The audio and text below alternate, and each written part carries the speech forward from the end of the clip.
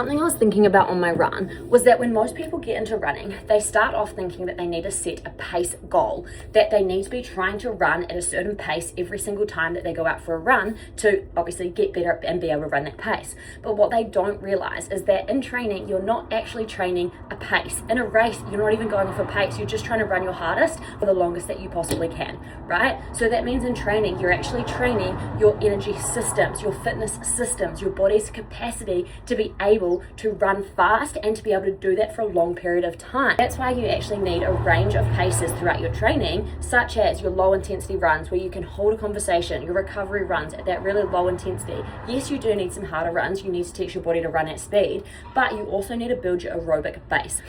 As a runner, you should actually only be doing about 10 to 20% of your total volume as hard runs. The rest of it should be much lower intensity. So if we think about it like building a pyramid, the low intensity stuff builds the base of the pyramid, and then the high intensity stuff builds the peak.